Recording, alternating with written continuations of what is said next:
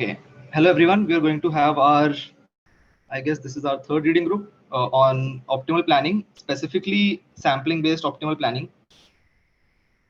So there are no such prerequisites for this reading group, but still having some knowledge of graphs and even if you have some knowledge of RRT based planning, that is going to be really helpful. But we are still going to cover that in the beginning. So in today's reading group, I've tried to distribute the time into 4 parts. First is the theory of 3 algorithms, which will be RRT, RRT star, and informed RRT star. Then we'll have some demonstrations, how they run on obstacle maps on code I've written. Then we'll see the results, and finally I'll tell you if you want to explore what else you can read. Okay, so starting off with what sampling-based planners are. So as the name suggests, sampling-based planners try to find a path by sampling random points in your search space. Your search space might be a 2D map, it might be a 3D world. I wouldn't say it's very commonly used if you try to do it in one dimension, but yes, so your search space would be anything. It might as well be a 10D world if you can think of what a 10D world would be. I'll cover that in the next slide, but you can maybe think of that right now. Okay, so this is especially for optimal planners like RRT and informed RRT star and informed RRT star. But the benefit of using them is that the probability of the probability of finding an optimal path in such optimal planners, of finding the optimal path goes to 1. But in any planner, the probability of solving the problem, notice how I have made solves the problem bold, which means that if there exists a path, a sampling based planner will definitely find it. But the number of iterations should not have a limit. It might converge to a path in infinite iterations as well. Not exactly infinite, I would say, depending on the number of nodes in that sample space. But if there exists a path, a sampling based planner will always find that path. If there doesn't exist a path, it will also tell you that there does not exist a path. And the thing about sampling based planners is that they're immensely helpful in multi-query scenarios, which means that if you have a starting node and I give you a goal and you find a path to that goal. Now, if I change after you have done this whole process, I tell you that I'm sorry, I gave you the wrong node, and then I ask you to find the path to another node. You do not need to run the process again. It is simultaneously calculating the path to every node in the map. So that's what a sampling based planner is. Well, what is the other type of planner, since we have specifically mentioned sampling based planner? There are discrete planning methods which you might be familiar with. For example, Dijkstra's algorithm, A star searching, BFS, DFS. But what is the problem with discrete planning, and why are we approaching sampling based planning like we are? Also, like, you can interrupt me any time in between if you have a doubt. Okay. So the problem with sampling based planning with discrete planning is this. Consider you have a 2D map, and this red spot is your starting spot, and you have to go to some goal which we haven't shown here. To find your optimal path, what is the order of magnitude of the number of neighboring nodes you have to search? In a 2D space, it is 8 nodes, because as you can see, it's so it's 3 square minus 1, because 3 surrounding nodes to each goal, so 8 start. And in a 3D scenario, we have 26 nodes, which is 3 cube minus 1. Now, the problem with this is that as we increase the number of dimensions, again, I'll explain what I mean by as we increase the number of dimensions. As we increase the number of dimensions for planning, this becomes extremely computationally as well as expensive in time. And that is not optimal. The second thing is that discrete planning methods are more suited with planning problems in lower dimensions, which is also why if you look at general planning problems for any vehicle, which is usually it. So if you're working on your local machines and you're solving a simple problem, it will usually be in 2D space. But if you're working on a more complex problem, it might be in 3D space. And even then, discrete planning problems have achieved that level of speed where you can use them instead of sampling based planners. So in these low dimension scenarios like 2D and 3D, discrete planning still performs really well. Now the problem is when you go into higher dimensions, as I mentioned, the runtime and memory requirements become huge. And when I say higher dimensions, I mean when the degree of freedom of your ego vehicle or your robot increases. So in case of this, where I said that it's 2D and 3D, I mean that the robot can either move in 2 dimensions or in 3 dimensions, which in other words means that uh, it has 2 degrees of freedom or 3 degrees of freedom. But in such cases, where for example you have a humanoid robot, which has which can have so many degrees of freedom, this particular one has 17 degrees of freedom. So in that case, you will have 3 to the power 17 minus 1 searching for each node. That was for one node. So that is not feasible for discrete planning methods, which is why a lot of research has been also done in the direction of sampling based methods. Is the introduction clear to everyone? Does anyone have any doubts up till now?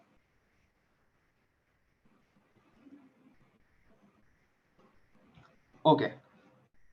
So what we are going to start with now is the most primary form of sampling based planning, a very I would say basic algorithm, which still has some significance currently because of how simple it is, the least way to put it. So which is RRT, which stands for rapidly exploring random trees. So what RRT does is, if you have a start pose and a goal pose, it will start sampling points and start connecting those points to the existing knowledge.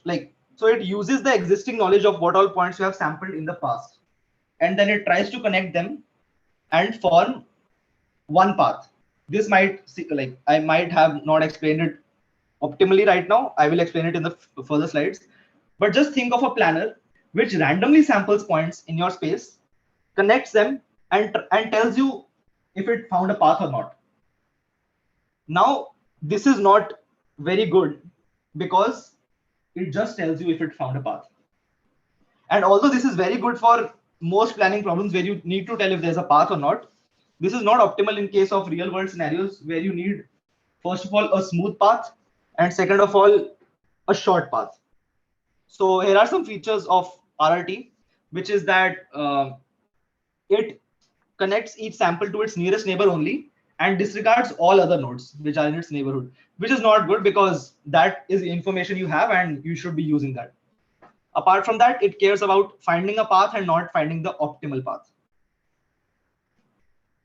Okay, so going into technical details of how RRT works, assume you have this green starting node, which is the start node of your robot, let's say, and you already have 2 nodes in space. So these 2 nodes also came from the process that I'm going to mention, but for the sake of understanding, let's say that you already have 2 nodes and a start node, and this is how they're connected. So this is a graph. Now you sample a node, which is what sampling based planning does, right? So you sample a node.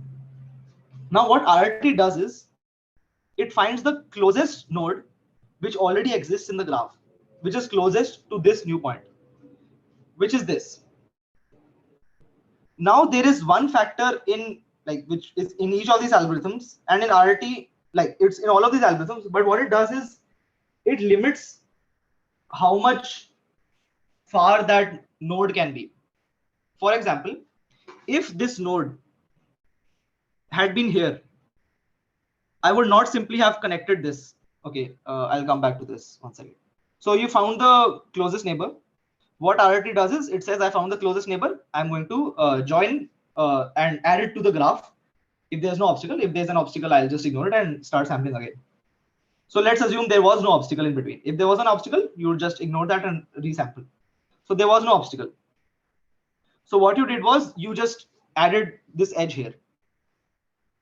What I was trying to say earlier is if you have this random point somewhere here, it is not optimal to connect it all the way here, because it is not, I would say, optimal for a robot to say that this whole length of space is what you should travel to get the optimal cost. I'll now, so this is called a step size for a planning algorithm. And I'll just show that with an example. So say your green, say the green point is your start point and the red point is your ending node. And this black one is the obstacle in between. So you sample a point, you connect it to its nearest neighbor, but this is too far.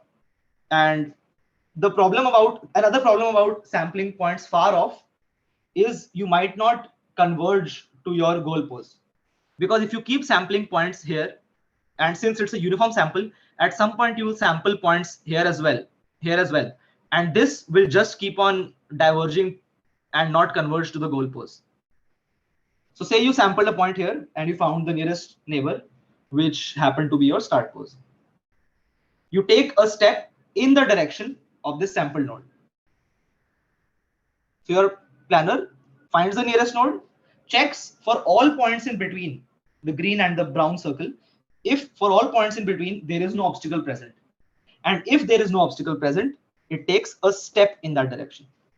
If this randomly sampled point had been somewhere between the less than the step size, the distance would have been less than the step size, then it would have simply connected to that point. But since it's greater than the step size, you take a step equivalent to the step size.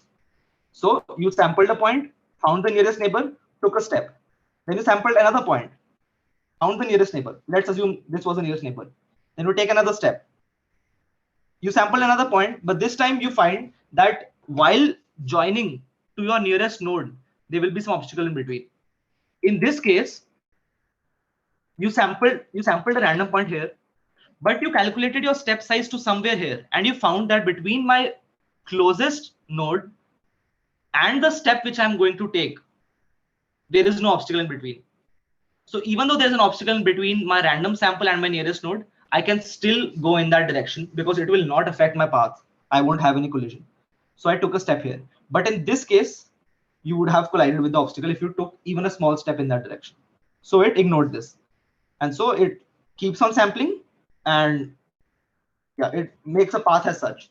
Where if you sample a point here and your algorithm tells you that you are close enough to the goal and you don't need to sample more, so you can set a threshold, it automatically connects you to the goal.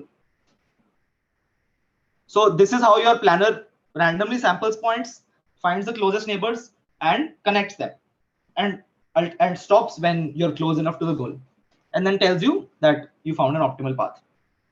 So this is the bare bones of what RRT does.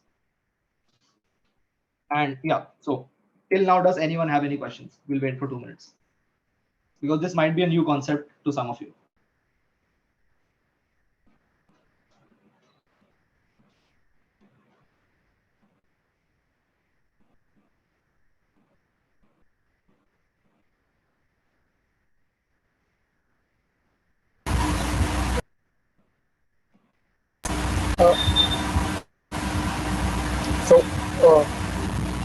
How does taking only a step in that direction guarantees that it will converge? Even in that case, we have a scenario in which it only diverges. Is it possible? Can you repeat? Hello, am I audible? Yeah, you are. There's just some noise. Go ahead.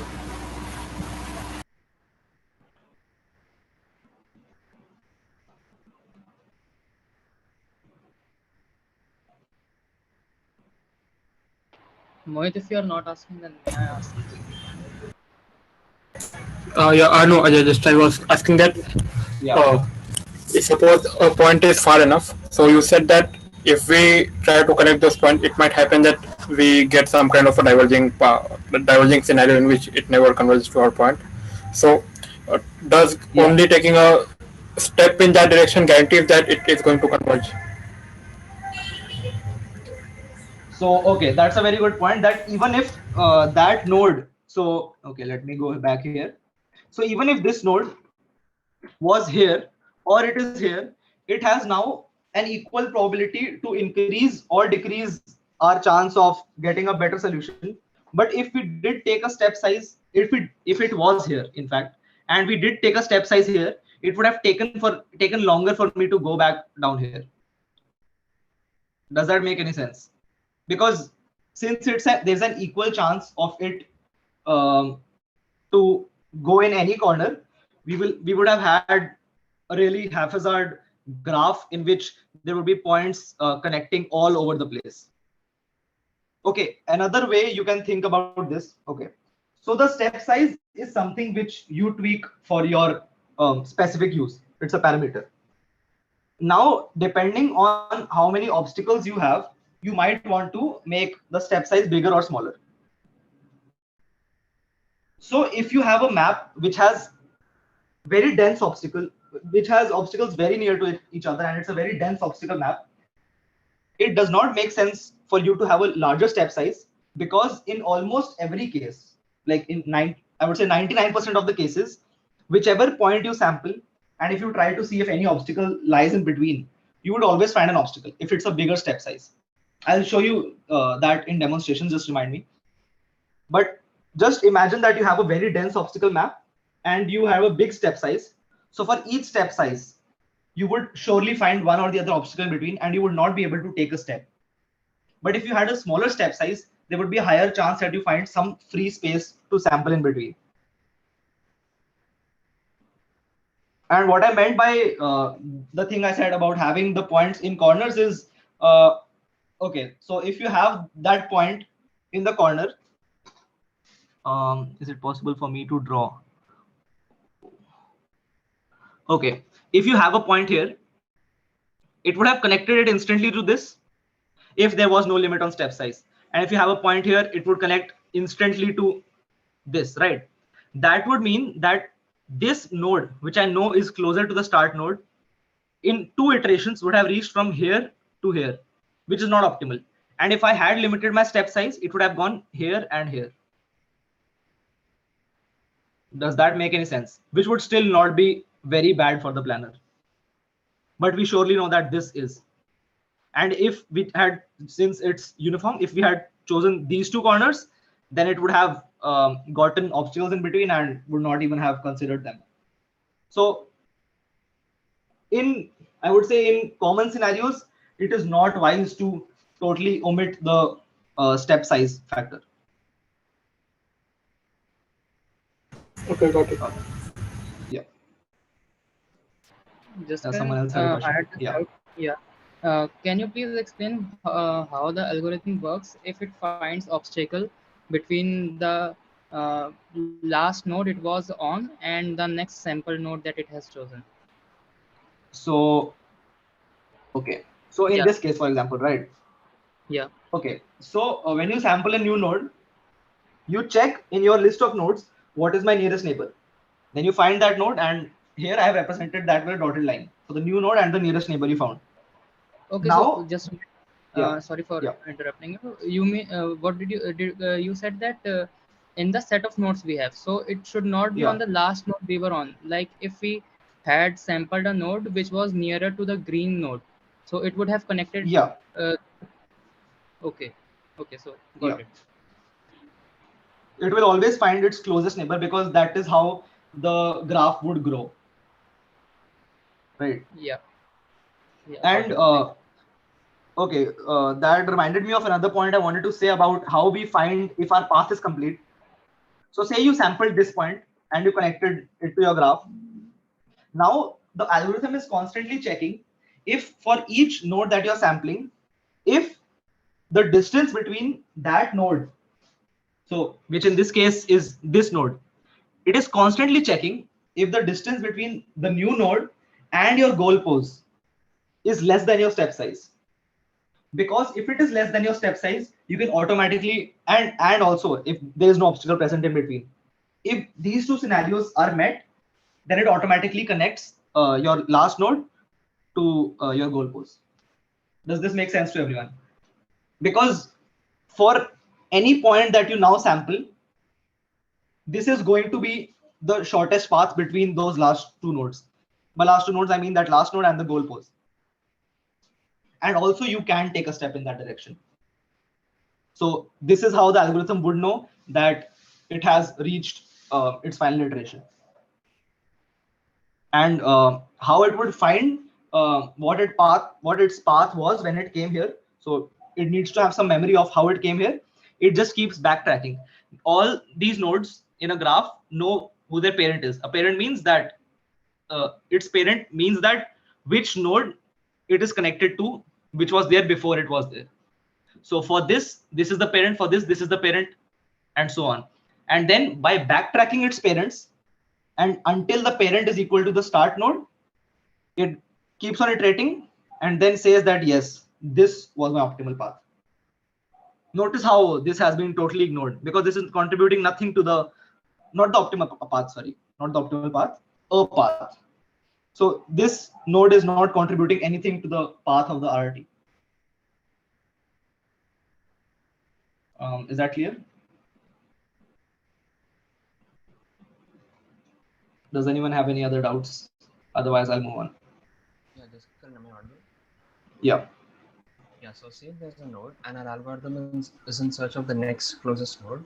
And if we found out that this distance is say greater than the step size which we set by default in the code, so then it is bound to take the step size, right?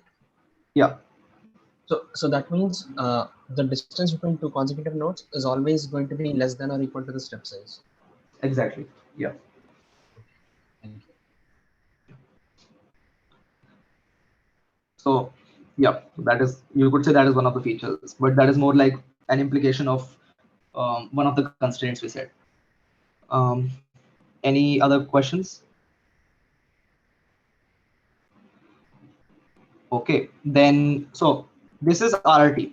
This is a very primitive sampling based planning algorithm. Now we'll move on to what you could say is an improvement to RRT, which is known as RRT star. So what RRT star does is, it does the exact same thing as RRT, but what it brought to the table was, it now gives you an optimal result.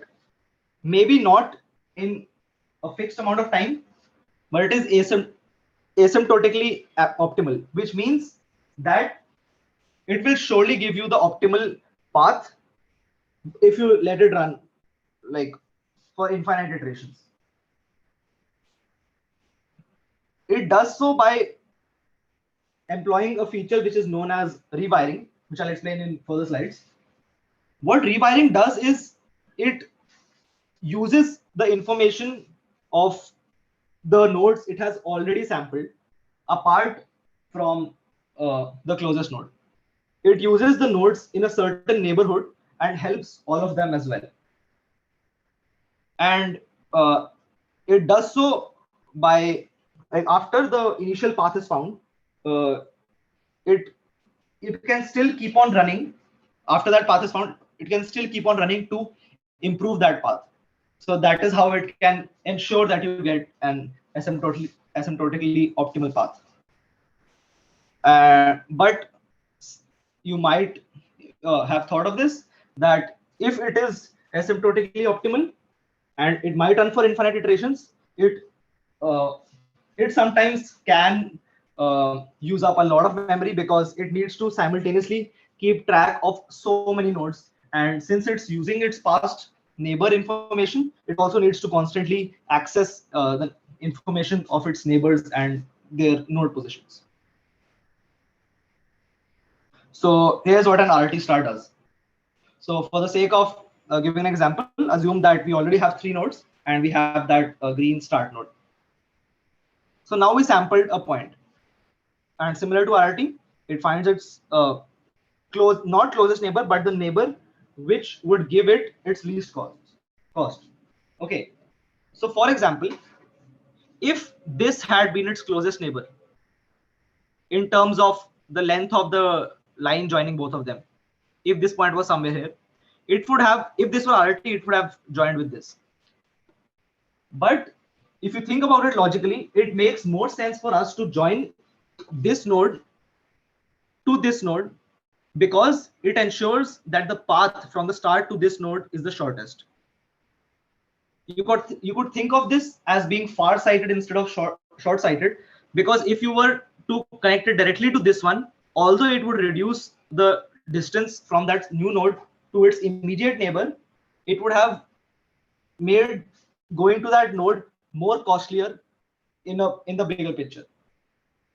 So what we do now is we check the cost of the parent node, and we see if this new cost to that parent node would minimize the cost to this new node.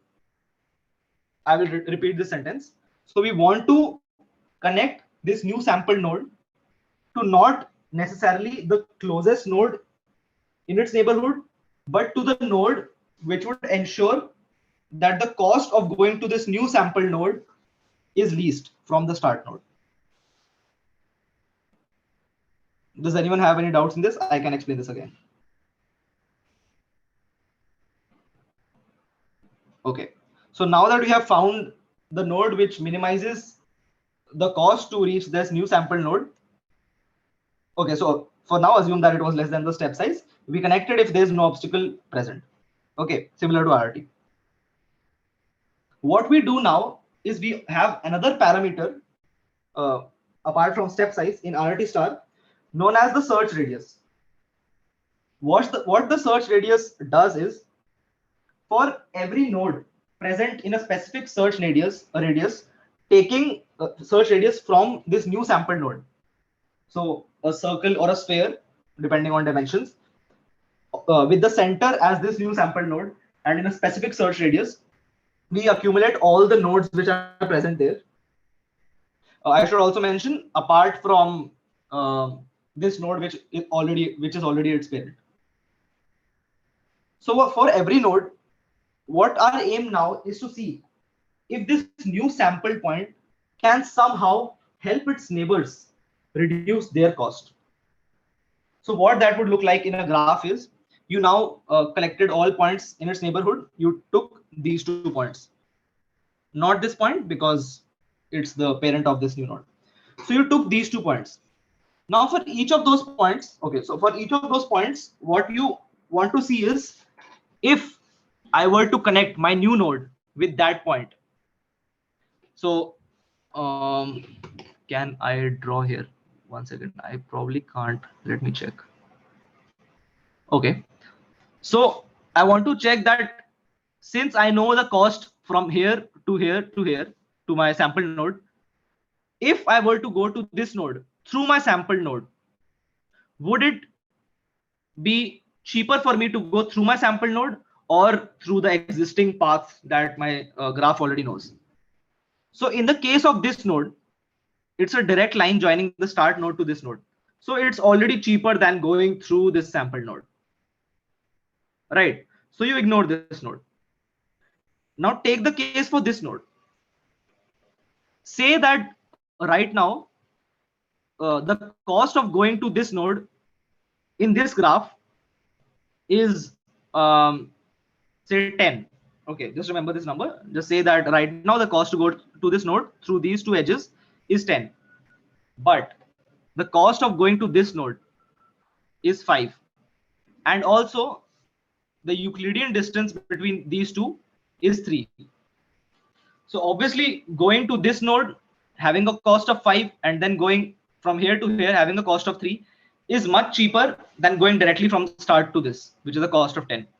So what this search radius does is, it detects if it can help this node, and if it detects that it can, if the cost in this case 8 is less than 10, then it would simply connect these 2 nodes and delete all other paths to this node, which would look something like this.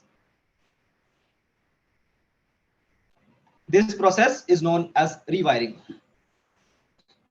I guess the term is self-explanatory as well, once you know what happens behind. I'll explain this once more in case anyone is confused. What you did right now was you checked if in a specific search radius of this new node, there were any other nodes present which could benefit from the presence of this new sample node. And you found out that this was a node which would be cheaper to go to if we had come through this new sample node. And when you found that it would be cheaper, you deleted all the paths that led to this node, and you added one path which came from this new sample node, which looked like this. Okay. And this is known as rewiring. And this is what RRT star introduced. So let's see that with an obstacle present. So for the initial iterations, it will be very similar to RRT. You find a point, you sample, you take a step, then you find another point and you take a step. And yeah, there's an obstacle present here. And you take another step. Now what we are going to do is we are going to sample a point close to the other nodes, which is going to be here. And you see there's no obstacle present. And you also see that the start node is the node with the least cost to go there.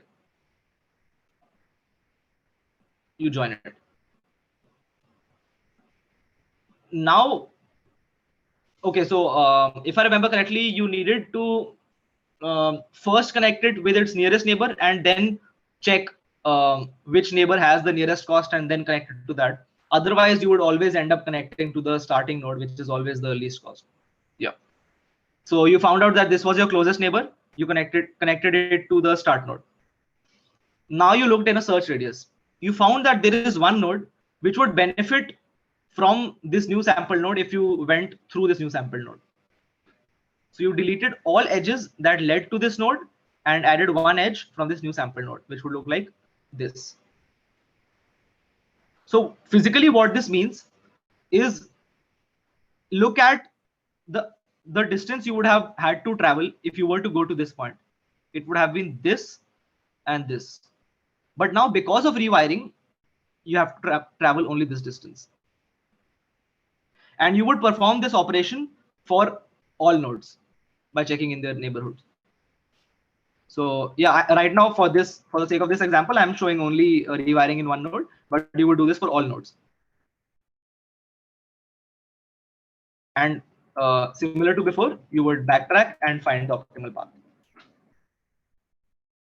And okay, so I'll read this out. This is a line from a recent optimal planning paper, the informed RRT star paper, that this results in an algorithm that is asymptotically finds the optimal solution to the planning problem by asymptotically finding the optimal paths from the initial state to every state in the problem domain, which means that for every node, so right now we have around, I would say 10 nodes, but for every node in this graph, the optimal path to reach that node is can be found by backtracking.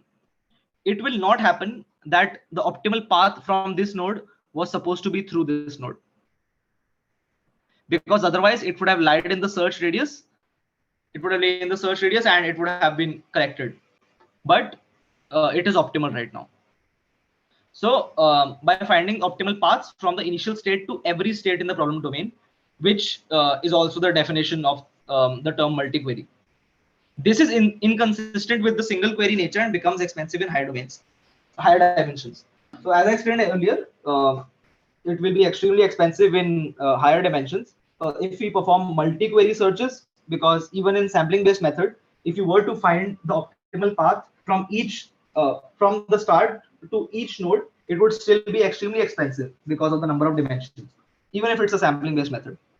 And you also know that in in almost all robotics problems, you want to find the path from the start to one point. It might so happen that in multi-agent robotics, you want to release multiple robots from one point and they all go to different points, in which case you need simultaneously the optimal paths from one start to a location to multiple goal locations. And in that case, you need multi-query. But in most of the applications, you need to plan the path from one start post to one goal post, in which case it is a single query problem. And you do not need to find the optimal path from the start to every other node in space. You just need to find the path from the start to the single goal post. And in that case, this is not optimal. RT star is not optimal. So yeah, okay. Okay, 1 second. This is my bad. Yeah. So does anyone have any questions in RT star? Hello, am I audible? Yeah. So, like, can you explain the last part of our RT star? Like, why is it not optimal in some cases? Okay. So the reason it is not optimal in most problems is, so think of a self-driving car which wants to know how should I, so think of a self-driving car wanting to deliver something to some place.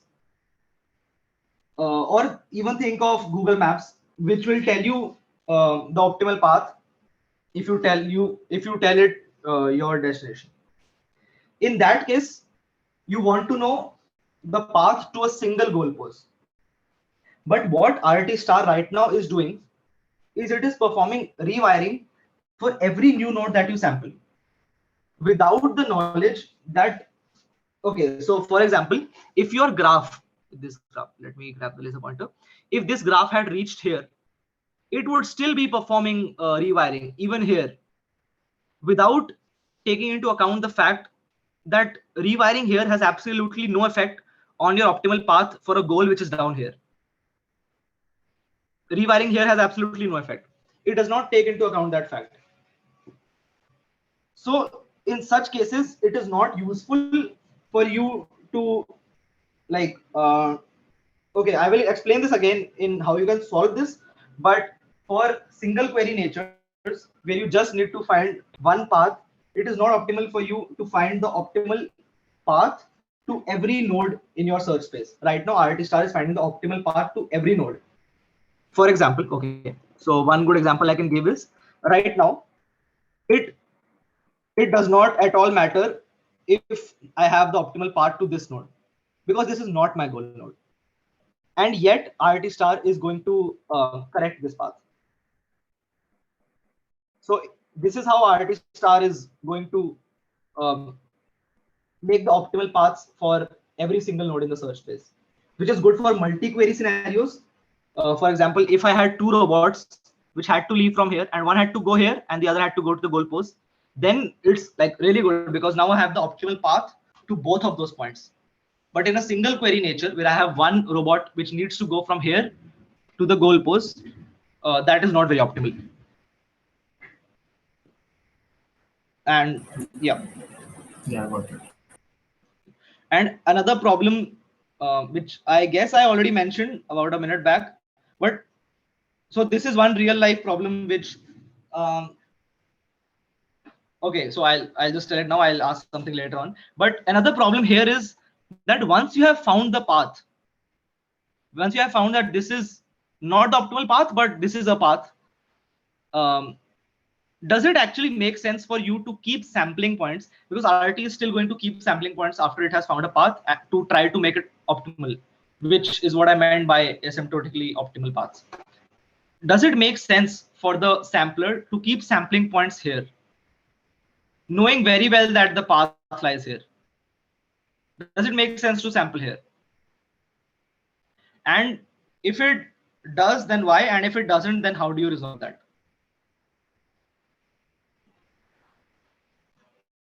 Anyone?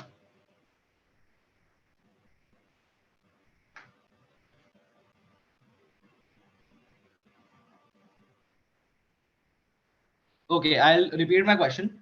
Now that you know that this is your path with the existing set of nodes, that this is your optimal path.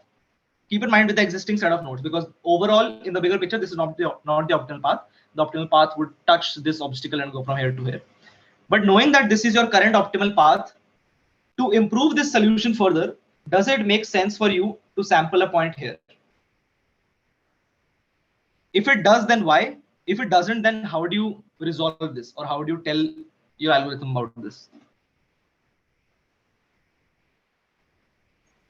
Excuse me. Yeah. So I don't get how you're telling that it has found an optimal path.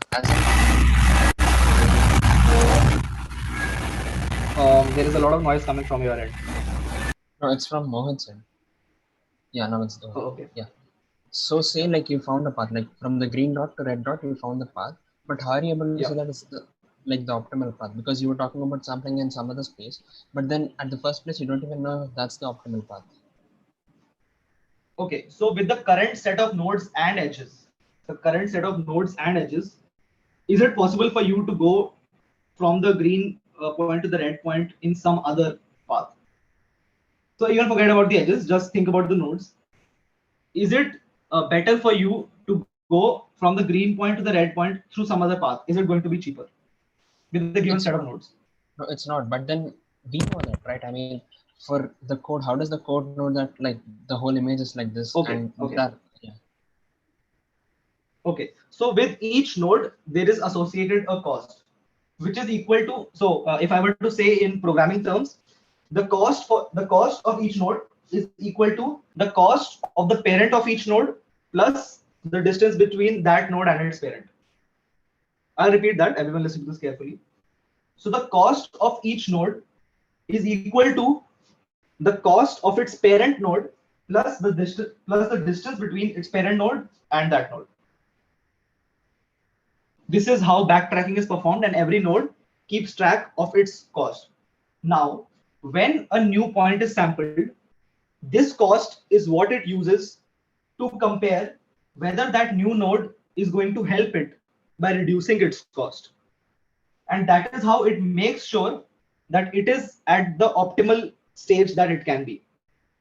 Because if that new node is going to help its cost, rewiring will occur, and it will always obtain the lower of the two costs. And that is how it ensures that it is optimal. Does that make sense? Yeah, makes sense. Okay. Does anyone have any other doubts?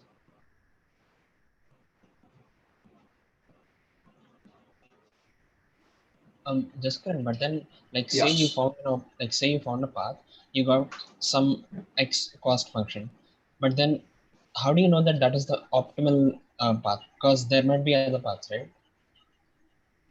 Yeah, they might be, but with the current set of nodes, that has to be optimal path. Because if you check for each node that might exist in the search space, that becomes a brute force approach. You have to check with your current set of sampled points, and for that, it should be the optimal path. Oh, right. So we are checking at each and every path. Like at every step, we are checking if it's optimal or not. So at the end, it's bound to be optimal. Exactly. Is that okay? Yeah. And then how did this question of even more sampling it in that left corner or some other corner come into the picture? Okay. So my question was, if you know right now, so how can you employ this spatial information that you know that your goal pose, your start pose is here, your goal pose is here, and your current optimal path is such? Can you use this information to tell the system whether it is wise to sample here? How do you do that? What is one part of this algorithm that you need to change to tell the system that please stop sampling here because it's not useful? I guess once you found a path, you can stop. But then you don't get the optimal path, right? Because if I were to sample my next point somewhere here, it would have connected these two nodes from here, which would have resulted in a shorter path. Okay. Maybe we used to do in A. Mohit, there's a lot of noise coming from your end.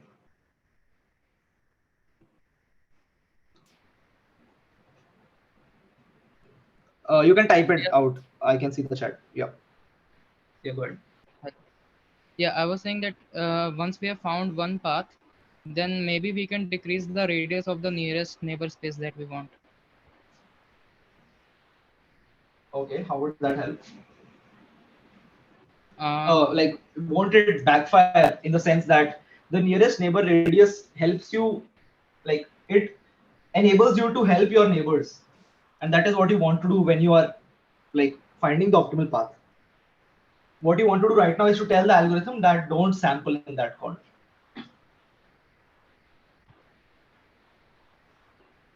Like we used to do in A star, that we will keep track of distance of current node and final node. That is Okay, that is very close to the optimal answer. Okay.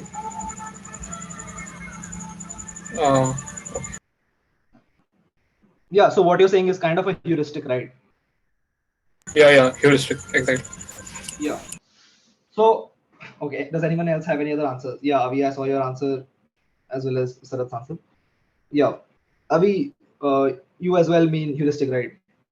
So, yeah, it's close, but okay. So, what I would say technically is you try to limit the sample space. So, right now, your sample space was the whole map. Say this whole slide was your map, and there was one obstacle. Now, instead of finding a uniform sample in this whole map, you simply prune the sample space. You don't even, so you just for telling you visually, say you just remove this part of the sample space. So now your algorithm is sampling uniformly in the rest of the part. So at each iteration, once you find the path, you're going to make your sample space smaller so that you have a higher probability of sampling a point which is going to improve your solution. Does that make sense to everyone? For example, if your map right now was a 2x2 square, say it's a 20x20 square, for you to sample each node, there is a 1/400 probability. And say like there exist n nodes which are going to help you improve your solution. By which I mean there are n nodes which lie in this region, which are going to help you shorten the path. So the probability would increase if you want to now decrease the sample space and make it a 10x10 map. Your probability of sampling would go up by, like I think it would go by 4 times. Maybe I'm missing some math there, but yeah, if you reduce your sample space from 200, so from 400 to 100, there's now a higher probability for you to sample that point, which helps you find the optimal solution. And it is not necessarily going to be a square from a square. That is just for giving an example. It's going to be something more interesting, which is not a part of RT star. Yeah. Yeah, sorry to interrupt. So, are we going to like limit the sample space after each step, like as we get closer to the final path? You're going to start limiting the sample space after you have found one path. Okay. Because otherwise you won't be able to help the algorithm find its path. You might just remove the sample space between your last node and your goal. Because once you achieve your final path is when you know the best, like your current cost to the final path. And that is what you're going to try to reduce next. Yeah. Also, by the way, this is not part of RT star. This is something we're discussing, which might help RT star improve its performance. What RT star currently does is this: it samples the whole space and finds the optimal path to each node in that space. It's a multi-query algorithm. What we're discussing right now is how we can improve this algorithm. Does anyone else have any other ideas?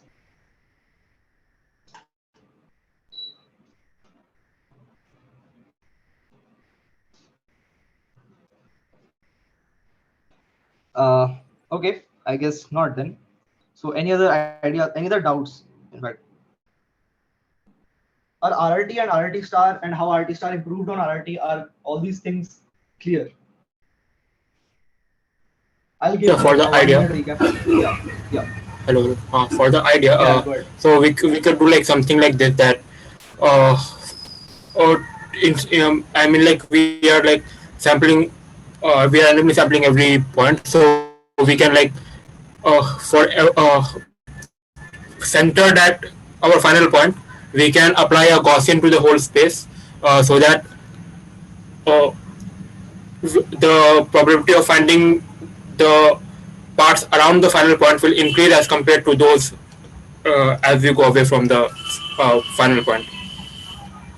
Okay, but if you assign a weight to sampling each node, does it make it a random sampler?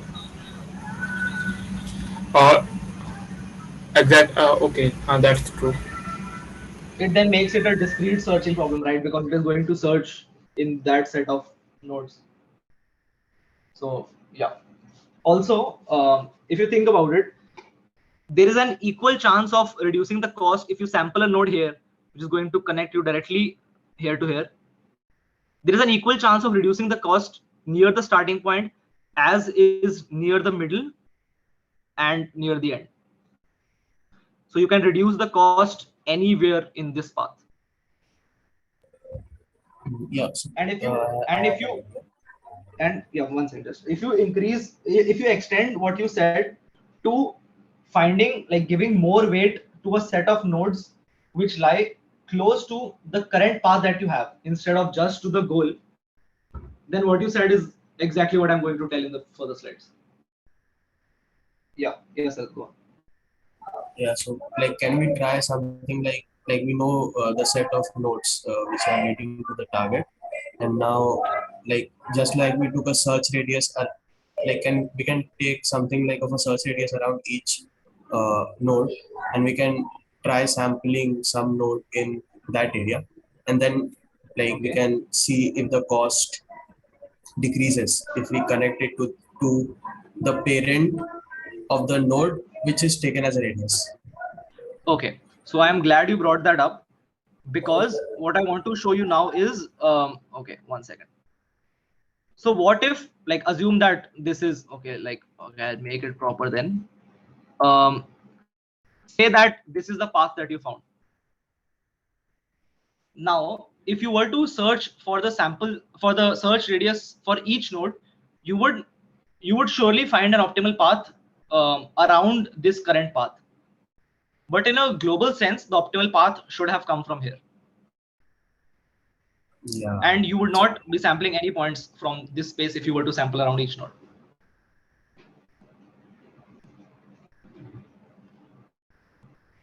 So is that clear? Yeah. Okay. Okay. So I guess then we'll move on to informed RRT star. Okay, I'll just give a 1 minute recap. So what RRT did was it sampled. Yeah. Does anyone have a doubt? Yeah. So I was asking, like, regarding the limit, like limiting the sample space, like after you found an optimal path, like how do you know which space to limit? Like how does the that's exactly what we're going to discuss next.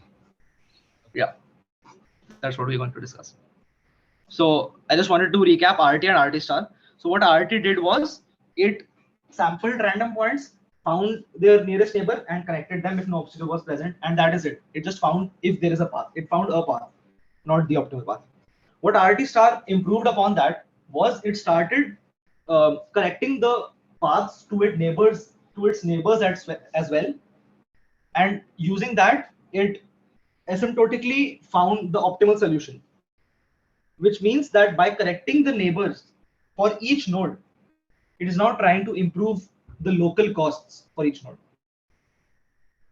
This is what RRT star brought to the table. The problems with this were that it would take for bigger, for example, say for even a 2D map, if this were a 5,000 cross 5,000 image, that would mean 25 million search points. And if you were to, and then the probability of sampling 1 point, which you know will improve your cost, is 1 upon 25 million. That's the probability of you sampling that point in a random sampler after you have found one path, which is not a good probability. Like it will take you forever to come to that convergence.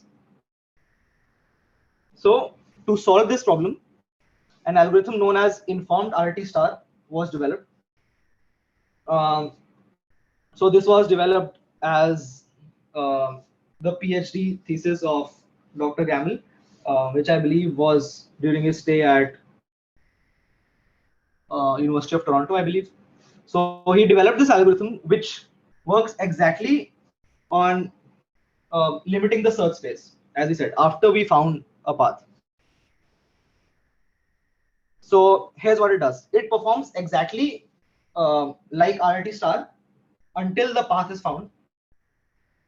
And after the path is found, so it is very similar to a heuristic. I would say you would call it a heuristic, but I would say it's more of limiting the search space. So after a path is found, what it does is it starts limiting the search space. And the best thing about it is that for existing code out there, you need to add only as much as 10 lines of code to convert RT star into informed RT star. So here's what RT star does. We're going to skim through these because this is exactly what RT star does. So this is what RT star did: found the nearest neighbor, performed rewiring. So what does informed RT star do additionally over that? Yeah, so now we'll start to limit the search space instead of sampling the whole search space. Okay. So say the green point is your start point and the red point is your goal point, X start and X goal. And right now, even though I've drawn a curved line, it could be a curved line, it could be a straight line, depends on if you've smoothed it or not. Say that the current path that you have is the yellow line, the C, and let's call its cost C best. And you know that the shortest path is going to be the line joining the start and the goal. Let's call it C minimum. C minimum is the theoretical best path, and C best is the current best path with your current set of nodes. What you want to do now is to sample a point which you know will reduce your cost. If you were to write it out in algebraic terms, it would mean we want a point X such that X start, the distance between X start and X plus the distance between X and X goal is less than or equal to your current best cost. Does anyone have any doubt in this? That this X is the point that you want to sample.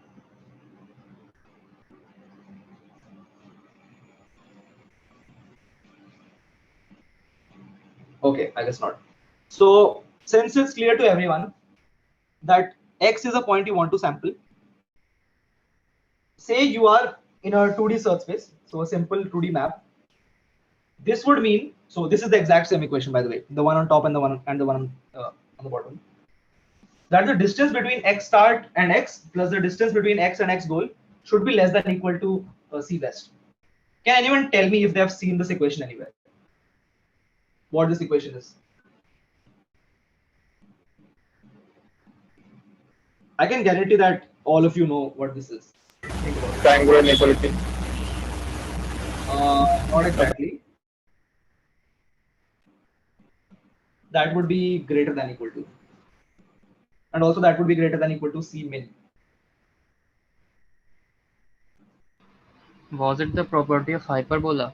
Sum of distances of 2 points from one point equals you to are very constant. close.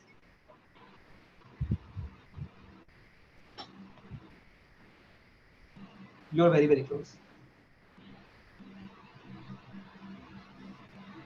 Anyone?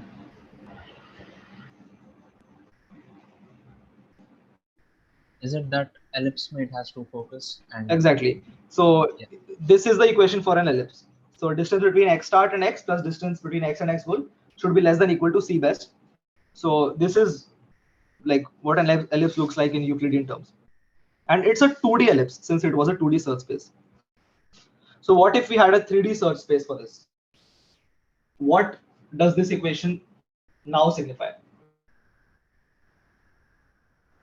Ellipse. If these were 3D Euclidean distances, exactly. It signifies a 3D ellipse known as an ellipsoid. So what this physically means is that now we have the equation of an ellipse or an ellipsoid, inside which if you sample these new points, you have a higher probability of improving your solution. So you can now limit your sample space by you will now limit your sample space, and now you have a higher chance of improving your solution. And how much you need to limit your sample space is defined by the equation of that ellipse. Does anyone have any doubts up till now? Can you please repeat the last statement? Okay, so what this math that I just showed you physically means is that instead of sampling this whole square or rectangular map, instead of sampling random points in this whole map, you have a higher probability of improving your cost if you sample inside an ellipse or an ellipsoid, which is described by this equation. And this is what I meant earlier by limiting the search space. Limiting the search space from a 2D map or a 3D world to that ellipse or ellipsoid respectively. Is that clear? Yeah, but there's got to be a node at point X, right? I mean, in the default. So point X is, so there might exist a node there, and so your algorithm is, that is an algorithmic point of consideration that you need to check if there already exists a node there. It won't really matter because even if there does, and you would check it with your neighbors, you would find that there is no need for rewiring, and it won't really take a lot of time. Okay. Yeah.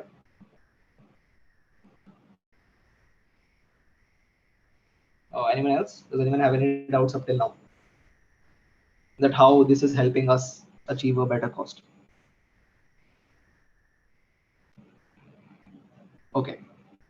So this is what it physically means. This is helping you limit your search space. Now, what if I extend this problem to n dimensions?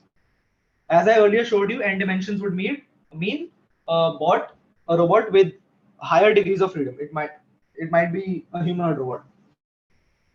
So now you have an n-dimensional symmetric ellipse, which in mathematical terms is known as an n-dimensional Prolet hyperspheroid. And some properties of that hyperspheroid will be x start and x goal will be its foci. You will have a transverse diameter of x best, and you'll have conjugate diameter of square root of c square best minus c best square minus c min square. So these are some mathematical properties which that ellipsoid will have. We will not go into the derivation of those, but you can check for a 2D ellipse as well. So so we now get an n-dimensional hyperspheroid for an n degree of freedom bot. In our simulations, like in our experiments today, the runs which I'm going to show you, we are obviously going to have only 2 dimensions. Okay. So now what you want to do is you want to find a function which samples inside that ellipse instead of the whole map. So algebraically, this is what it means. You want to sample inside an ellipse, and x is a point inside that ellipse. Now what we are going to do, this is some algebraic manipulation that we are going to do, is that due to their simple mathematical nature, it is easier for you to sample a point inside a sphere because you can simply check if its radius lies inside that or not. Like you can simply check the radius property. And also, an ellipse is just a sphere with an affine transform. And by an affine transform, I mean a sphere which is pulled at from like all 3 axes. You can just stretch it out or squish it to make it into an ellipse.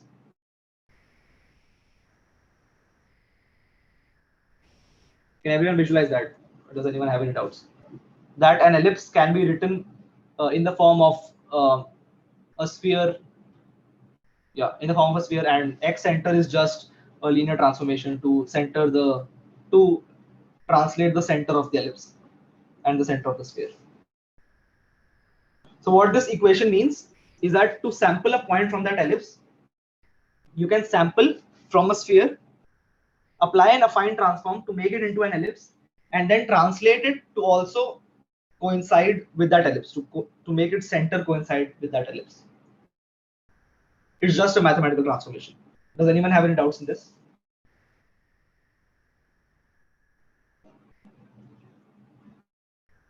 Okay. Also, that sphere is not exactly a sphere. Since a sphere is a 3D entity, I should say that right now, since we have an n-dimensional Prolet hyperspheroid, that n-dimensional sphere, circle, whatever you want to call it, is also known as an n-ball.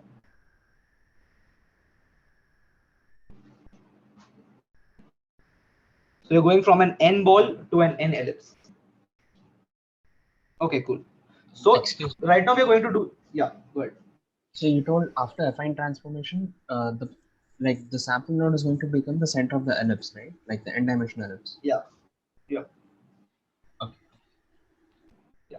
So that affine transformation is going to help you scale that sphere into an ellipse, which is why we are considering a unit n ball, which means an n-dimensional sphere with unit radius, which after stretching or squishing is going to coincide with that ellipse, and after, sorry, translation as well.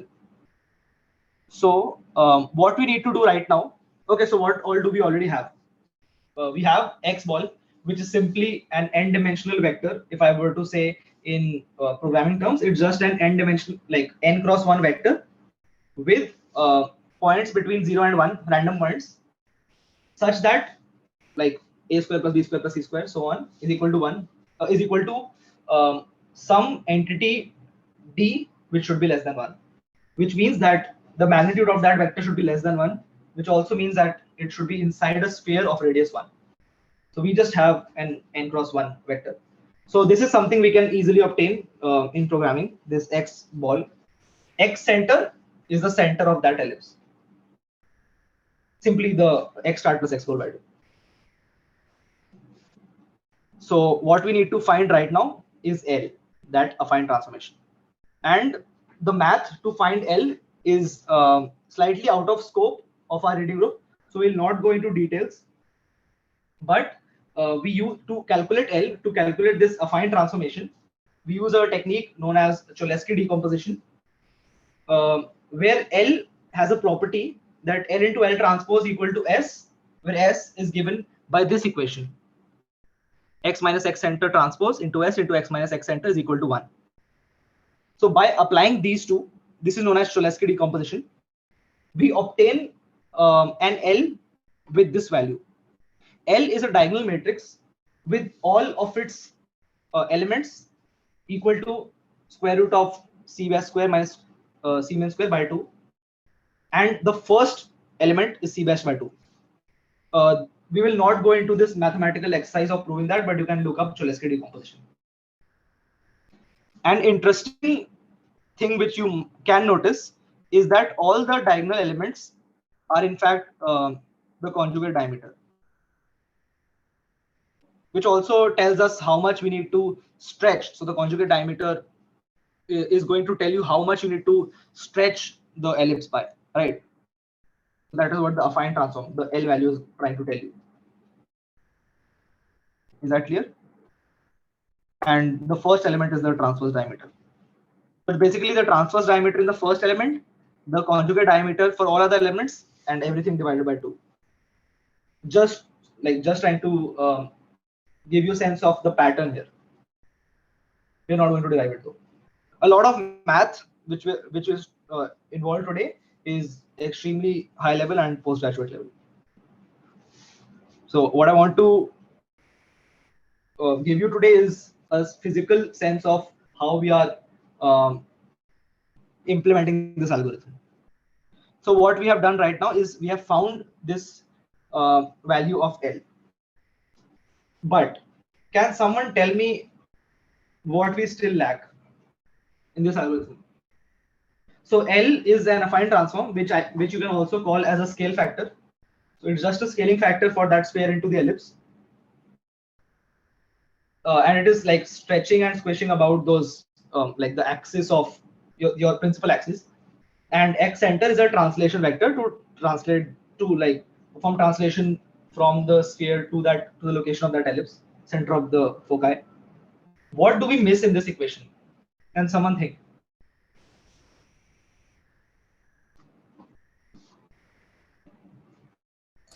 So we don't know the value of C min. Of C min. Okay, so C min is simply the distance between the goal and the start, like the theoretical best path, which is simply the Euclidean distance. But that will not be the case when there is an obstacle in between. But we still take C min to be the theoretical best path, because since we are trying to make an ellipse, we are right now more concerned with what that ellipse would be. And after we have found that search space, we are then going to limit.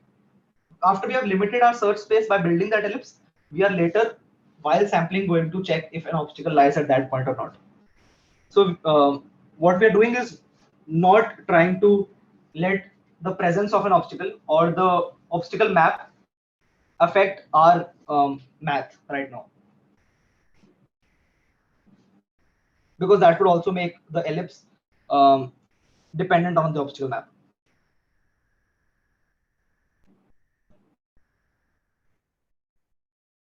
Yeah. So anyone else? I guess we are lacking in the the dimensions of the ellipse. As in diameters of the ellipse. Yeah. Yeah, as in we know that it's an n ball, so yeah, from that we know the dimensions of that hypothetical sphere or whatever. But then for the ellipse, I'm not sure if we have all the required dimensions. Yeah, so that stretching and splishing is what is going to determine the dimensions of that ellipse. This value L is what we are going to use for that. It is going to account for that totally. That's not an issue. Okay.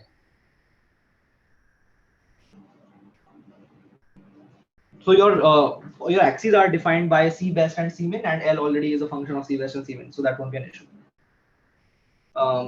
Anyone else has any ideas what this algorithm is, what this equation is currently lacking?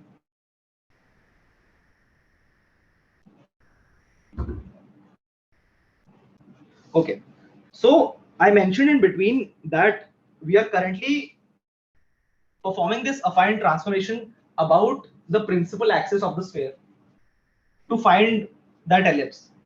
But it might so happen that the principal axis of the sphere and the ellipse do not coincide. So even if we do that stretching about that axis, we might need to do that stretching about a different axis. Okay, I'll show this in demonstrations as well. But L is sort of a scaling factor and X center is a translation factor. What we lack right now is a rotation factor of how much. So we know the value of how much we should stretch and compress, but we don't know about which axis, because the axes of the ball and the ellipse might not coincide.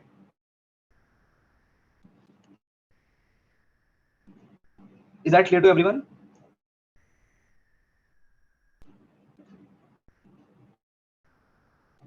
Okay.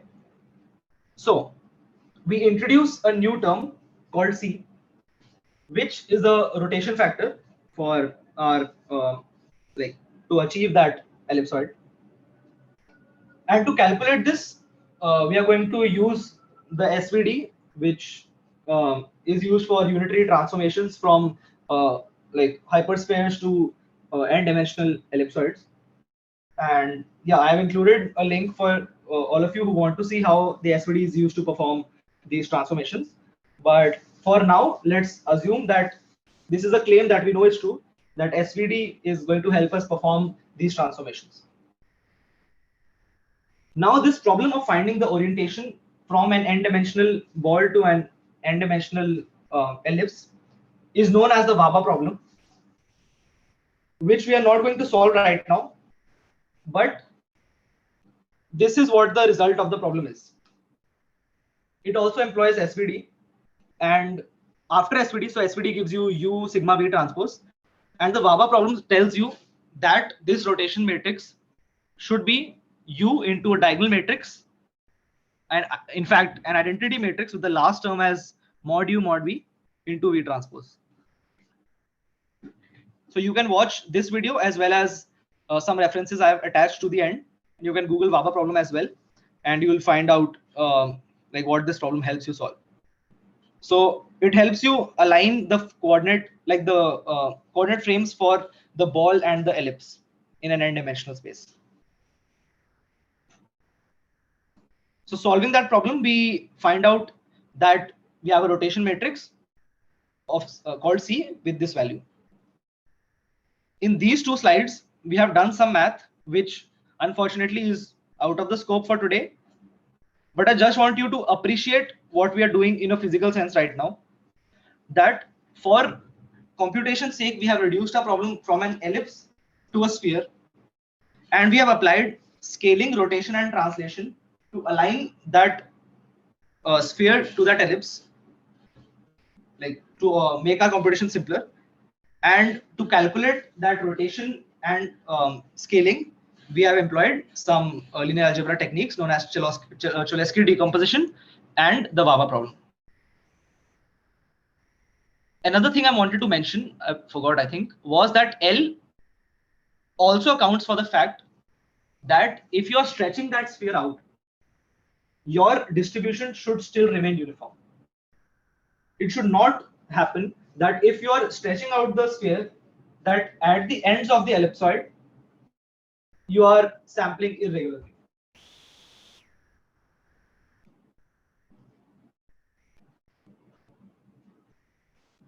Okay. I think, yeah, I think that's true. Yeah, I just read it somewhere. Yeah. I didn't understand the last statement which you just wrote. Okay. So what we'll do right now is, let's not go into the depth of that. I'll send you some resources because okay, I'll just repeat my statement. It was that we also need to account for the fact that this stretching is going to make, so from a sphere in which you have a uniform sample, if you stretch that out, it is going to make that sample non-uniform.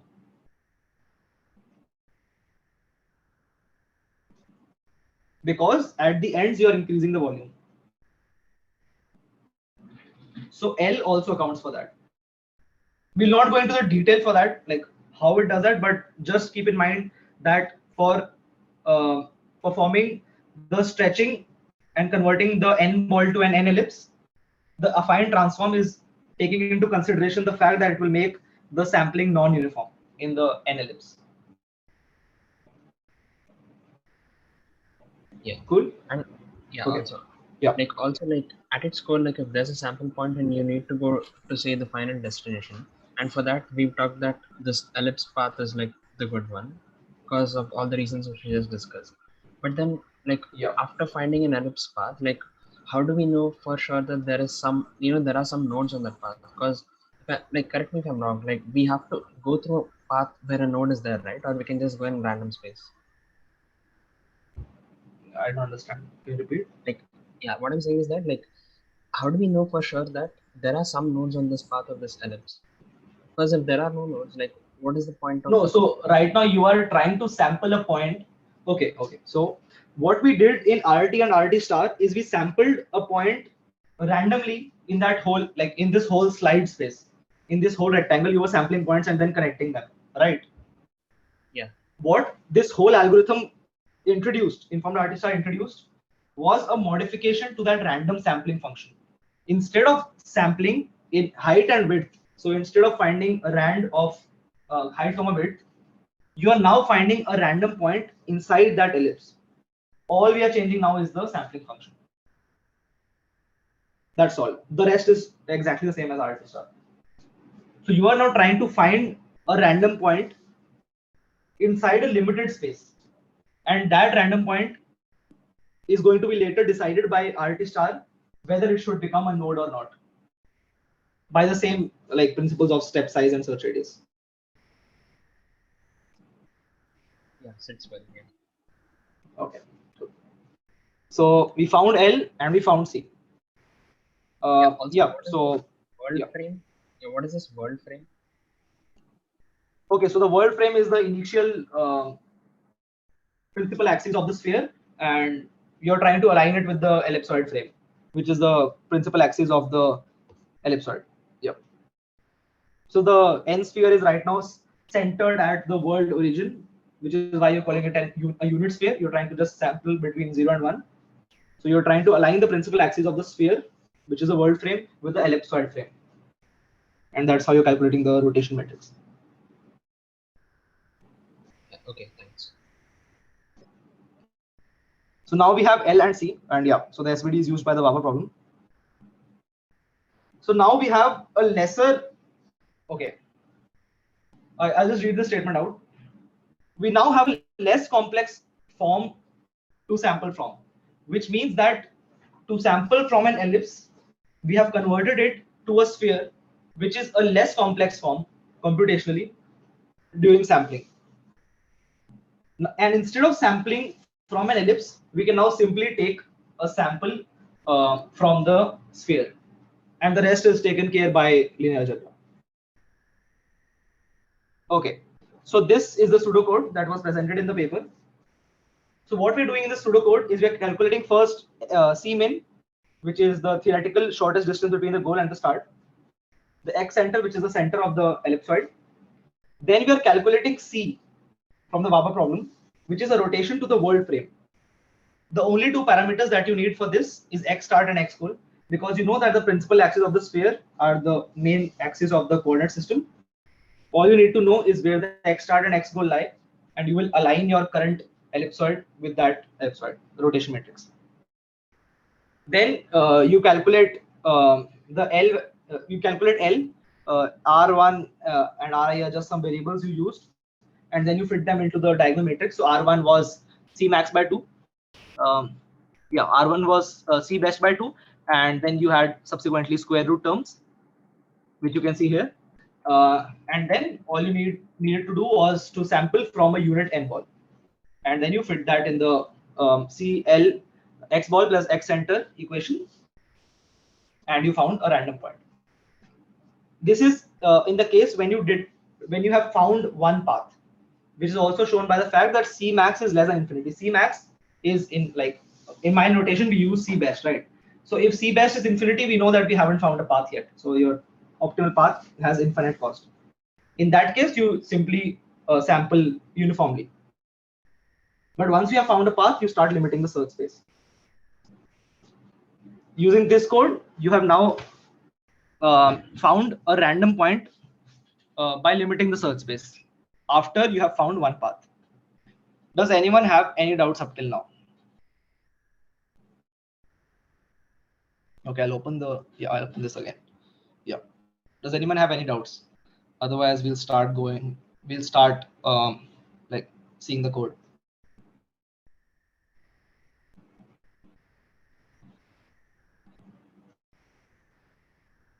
Okay, so now comes probably the most interesting part.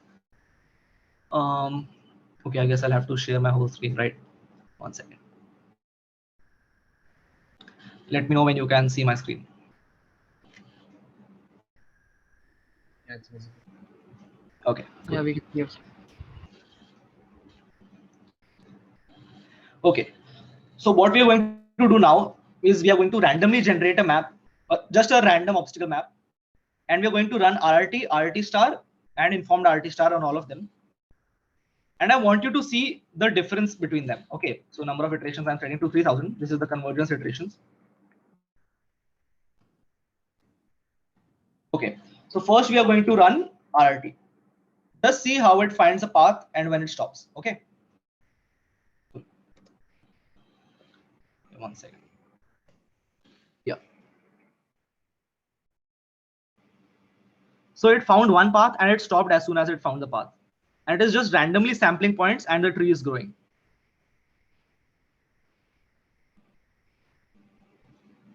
I'll just play it again in case you missed it.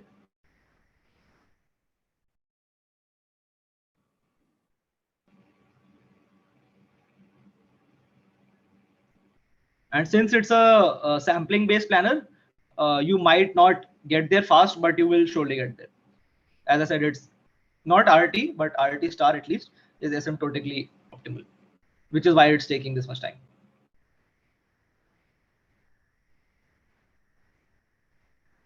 So right now, okay, so this is a very good example. For right now, for it to improve its solution and find the optimal solution, it needs to sample in this space, which has a very low probability because it has no heuristic.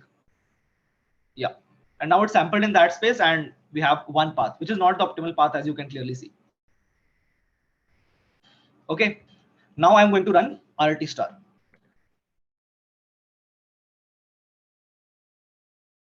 Okay, see carefully what happens before it has found one path and what happens after it has found that one path.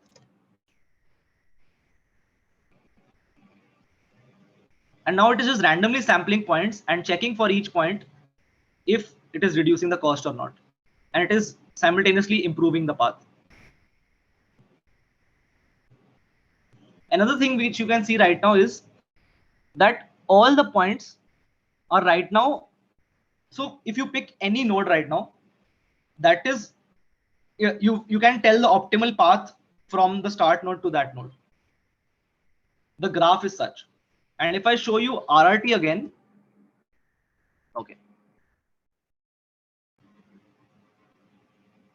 Yeah, for each node, you might not have the optimal path. For example, for this node at the tip of my mouse, this node would have been cheaper to go to if it had been directly connected to this. Or this node would have been easier to go to if it had been directly connected to this. It would have been cheaper to go to here from the start node. But since there's no rewiring, this does not happen in RRT. But in RRT star, yep. Just see how after the path is found, we are still finding more nodes for it to find a better path. And the red path is simultaneously changing. The blue ones are the edges and nodes, and the red is the best path.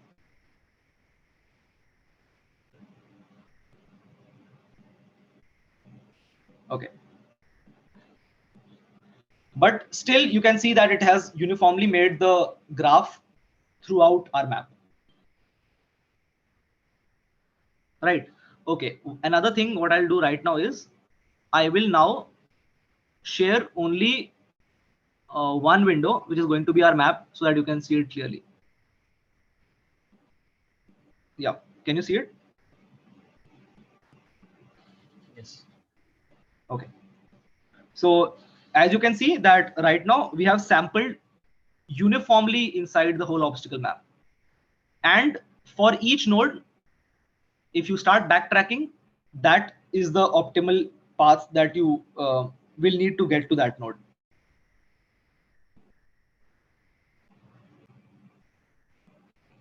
So this is RT star.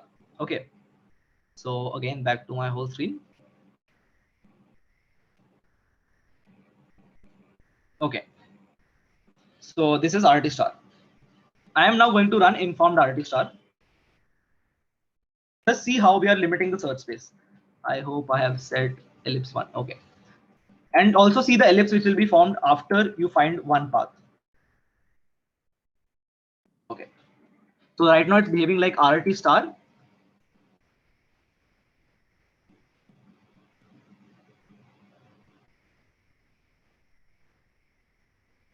Okay. And as we start increasing the graph, our probability of finding a node which increases, which improves our solution also decreases. Because right now we do not have a heuristic because we haven't found a point. So it is uniformly sampling points. Because C best right now is infinity. If it takes too much time, I'll probably run it again because the probability now is very small for it to find the path.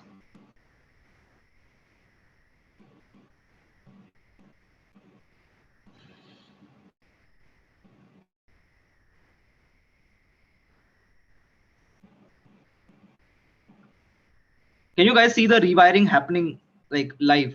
So it's consistently deleting and adding edges when it's finding a better path. Okay, I guess I'll have to run it again.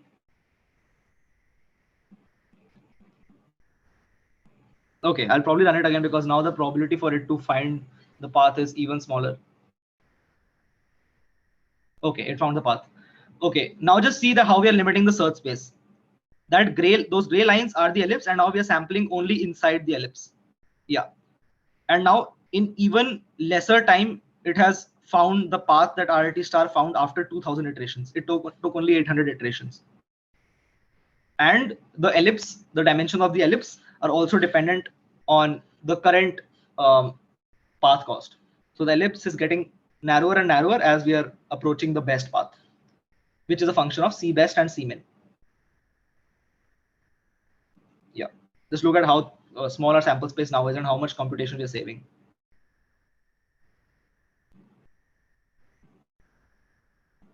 It's a bit laggy because because it takes up a lot of RAM. So an amazing thing happened here. Okay, I'll just share that screen only. Okay, an amazing thing happened here, that for this space, there was absolutely no chance for RRT to have found a path through this space just because of the sheer size of the sheer number of pixels in that space. There was a very, very small probability that it would have found a node there while simultaneously having some neighbor points to form an edge. And yet our informed RT star found this because the probability of finding that pixel had increased after we had reduced the sample space to that ellipse. If it had continued sampling in this corner, it would have never found out that there is a narrow space which would give me the best path. And this is just for 2000 iterations. This path keeps on improving for, like, if you keep increasing the iterations. Right now, since we have a discrete sample space of pixels at a certain number of iterations, you will find the optimal path. But in a huge space, you can just let it run, and the only constraints are your time complexity and your RAM, so your space complexity. I will run informed RT star just one more time so that you can see it again.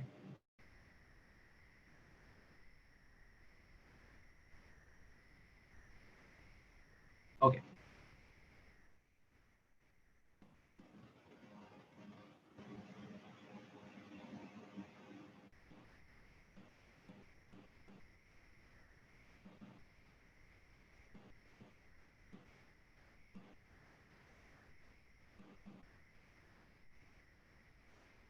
Just look at how it is finding sampling points even in narrow spaces, because now it has a sense of where it is better to sample points to increase its cost.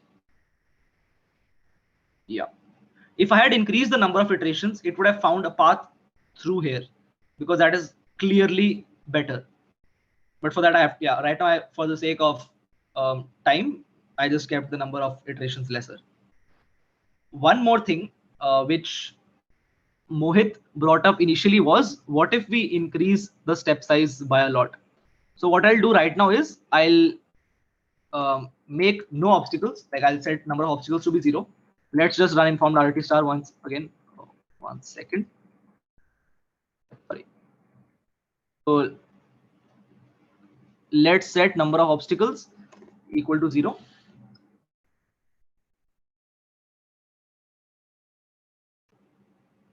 Yeah, so this is informed RT star. Just wanted to show you.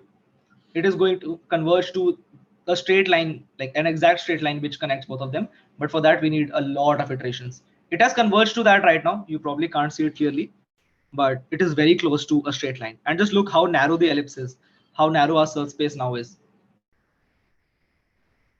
I guess, okay. So, like, for curiosity, let's just see what happens after 2000 iterations, how close it is to a straight line. We'll run this for RT star again.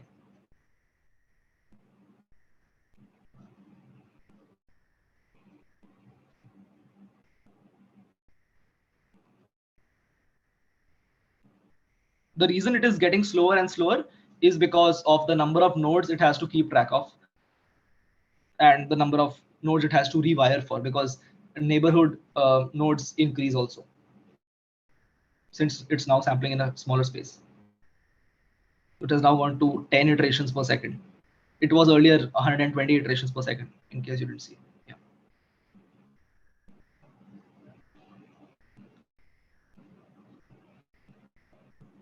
Yeah. So this is the path which informed RT star found, which I would say is pretty good for, like, how close it is to a straight line. Now we're going to run the same map on RT star.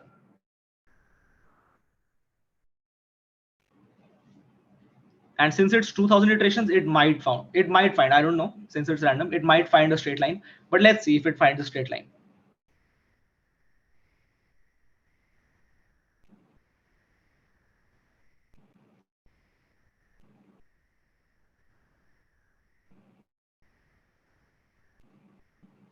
Yep. So this is the path we found, and you can see that it finds the path to every point in the space, but not the optimal path to the point that we need our path to. This is not optimal since it's not a straight line. We'll now run this for RRT, and then we'll run this with a bigger step size for RRT. Okay, so it found a path and then it stopped. It did not correct it. Now what we'll do is, I will set our center point as a start point. I'll set our corner point as our goal point, and I'll set a bigger step size. So I hope I'm not wrong, but let's see like what the results are, because I haven't tested this out yet. The point that Mohit said. So we'll have an X value of 390 and a Y value of 10. And okay, let's run this with this step size again.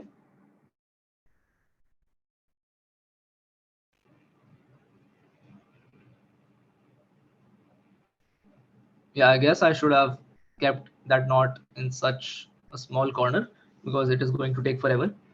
Let me just do one thing. I guess that's double.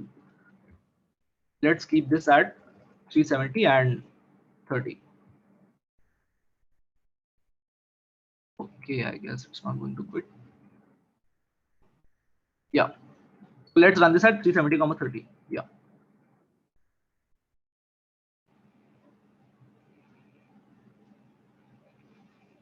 Okay. So if I increase the step size now,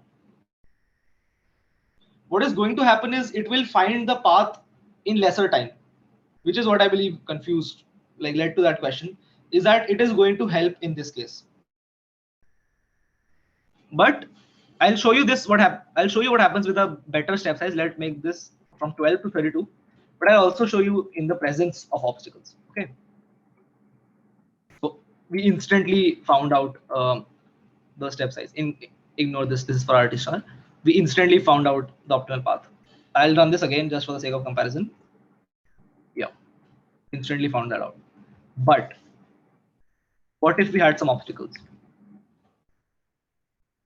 Okay, I guess since the search radius is 17, we'll have to make this 15. From 12 to, let's say, 20, and let's make this 21. Okay, since it's okay, sorry. So since this is RRT, we don't need a search radius. Let's still keep this 32, and let's increase. Okay, so now right now we had these many obstacles and it still found a path. What happens if our map becomes denser?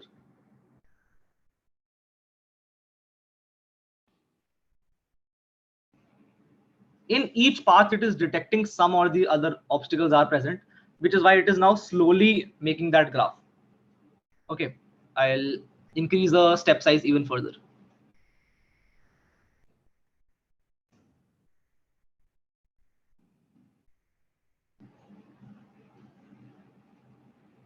Yeah, so this is the wrong path. Okay, probably some bug, but it went through this obstacle, which is not right. And it is also extremely difficult for it to find a path from here to this obstacle for a step size of 62, because it is hard for it to find a stretch of 62 pixels which are empty. Okay, I'll run this again.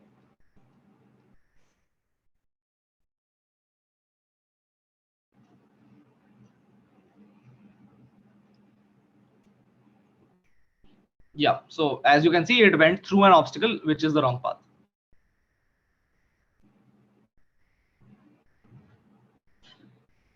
Okay, so this was all three of them. One more thing which I'm going to do now is since these were random maps, I am now going to run RRT star and informed RRT star on the same map simultaneously, and let's see how they perform. Cool.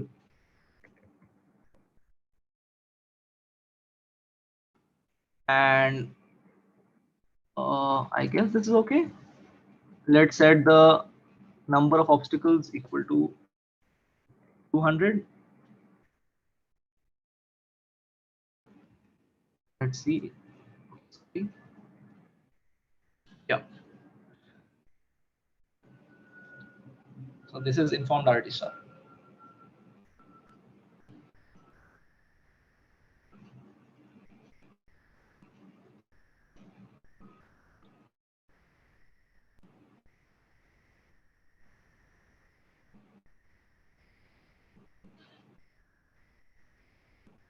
We are going to run both of them on the same map for the sake of comparison.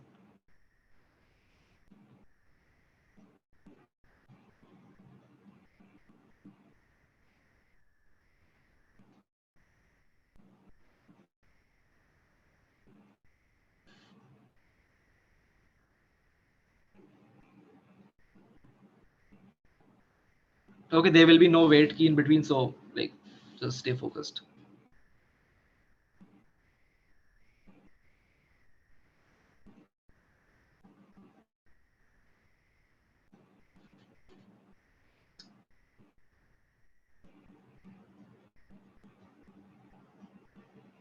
Okay, now we have started RLT star on the exact same map, and let's see what path what path we get. In that case, we got the path, like the optimal path, a straight line. Let's see if we get a straight line, an almost straight line from this goal node to this, sorry, this start node to this goal node. We're already past 2200 iterations, by the way.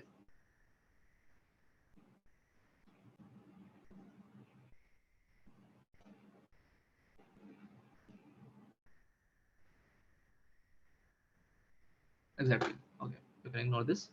But I hope all of you saw the paths that we are getting. Okay, I will run these again, but this time I'll just put a wait key. Okay, let's just put a wait key for you to see.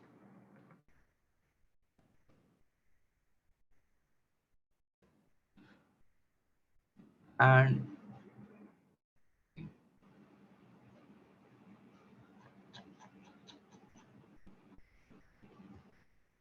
okay, and let's run this again on a different map, but the same map for both of them.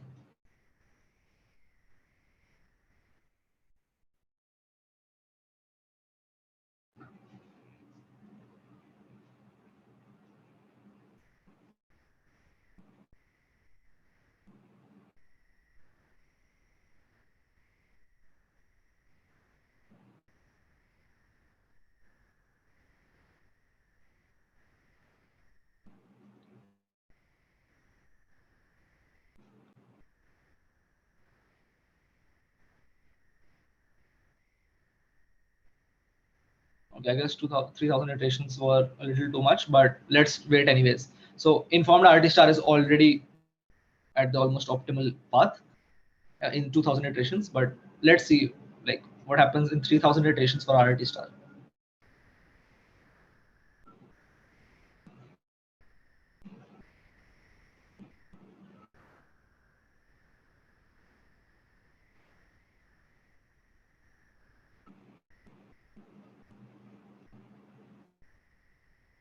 Okay, so yeah, it's keeping track of too many nodes at once. It's getting as low as 6 iterations per second.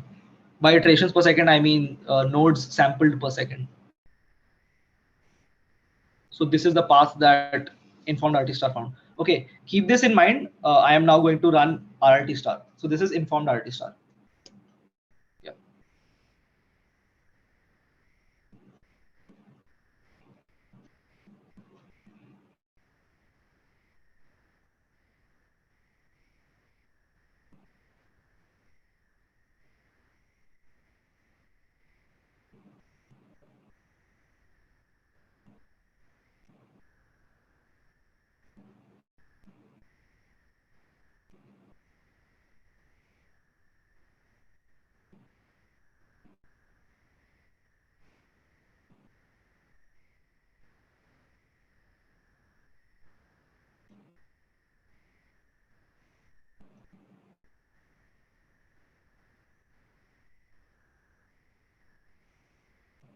Yeah, so this is the path that RT star found.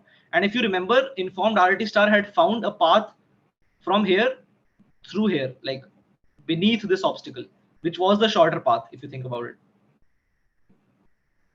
from here. But RT star did not do that in the same number of iterations. So yeah, I guess this clearly shows you the difference in both of these algorithms. That is for the experimentation part on my local setup. We are now going to shift back to our presentation. Jasper, what is a wait Yeah. key? Wait key is just to pause the simulation. Okay. So that I could show you the path. Yeah. Okay. So these are some results which are presented in the actual paper.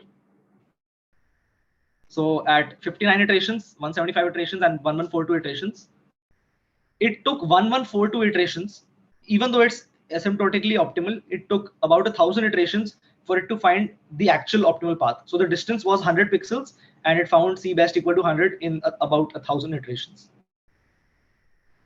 Which, in case of like 1,000 by 1,000 image, would have take the exact optimal path could have taken as much as since it's 1,000 cross 1,000, it could have taken 1,000,000 iterations. Since it could have, in the worst case scenario, it would have sampled all the points. Okay. So these are some results in different obstacle scenarios. So as you can see in RT star, it is finding the optimal path to each node, which is why you're seeing so many straight lines, and also finding the optimal path to this. But in informed RT star, after it finds one path, it ignores everything else and finds only the points in this ellipse. And in 5 seconds, this is the difference in the paths found. So in case of like in case of city level maps, that would mean in 5 seconds, you would have to traverse 2 kilometers less, 2.34 kilometers less. And for finding, like here we had time constant. If we found the same path, this is the time scale difference. It would find the same path in 4 seconds, which RT star would find in 12.32 seconds. Yeah, this is another example. So as you can see, it is limiting the search space to here, not finding for every point, and also this is the cost versus time graph. All right.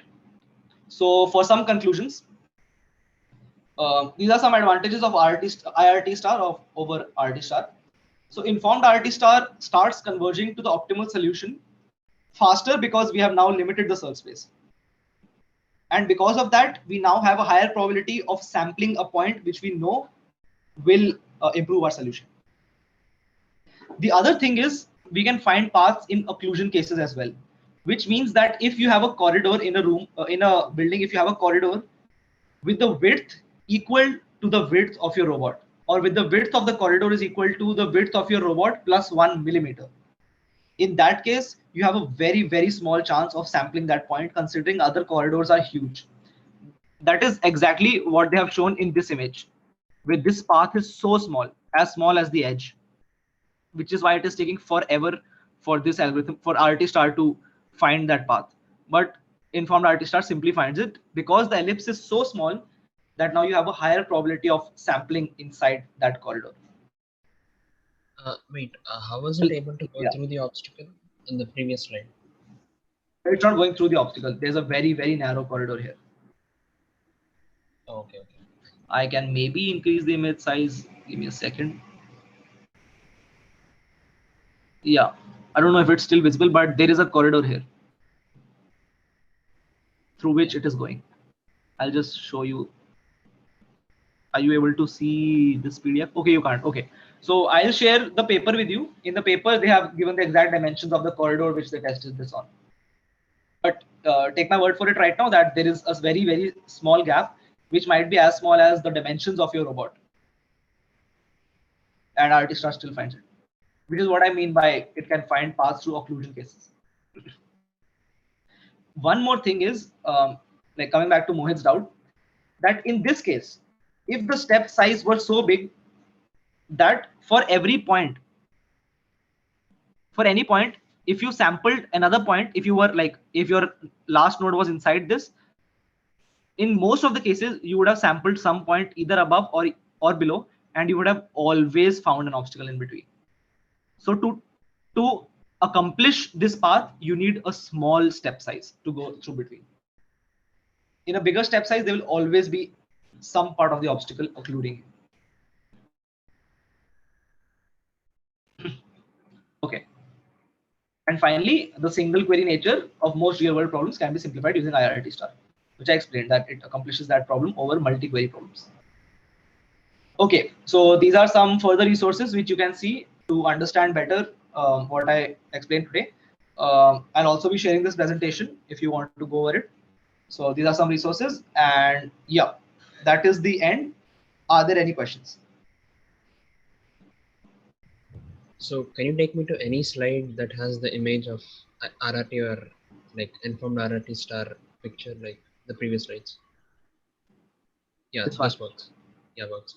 So like for example, from a point, if you're going to some other point and which may have some nodes, so how do we know that there's a node at that point? Like, can you repeat? As in like, for example, like there are many straight lines, and how do we know that there's a node at the end of that line? Like there's nothing physically, like you don't know, but you are actually creating a node there. That is the whole point, that you find a random point, and on the basis of some conditions like, is there an obstacle in between, is that node going to help my cost, on basis of some conditions, you then yourself create a node at that point. If that is not going to help you, if there's an obstacle in between, you do not create a node. Okay, and in an idealized condition, we get a straight line, right? If there are no obstacle present in between. Okay. So like in the GPS and all, I guess RRT star has more applications, right? Like, I mean, from GPS as in like the Google Maps or whatever. Like from my house, if I want to go to some other place, then it like there are many places, right? Like if I want to go to various different places, probably won't use RRT star because of the simple fact that it's a low dimension problem and discrete planners would be better. So it is better suited to use algorithms like Dijkstra and XStar there. Wait, how are you telling that it's a low dimension problem? Because it's just a 2D or a 3D plane. And as I mentioned, like in 2 or 3 dimensions, it is still easier to use discrete planners.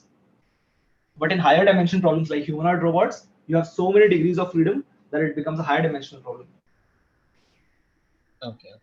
Thank you. For example, right now in the experiments that I showed you, if I had used A star, it would have surely found the best path faster than RRT started or informed RRT started, because there were so many obstacles and it was a 2-dimensional problem.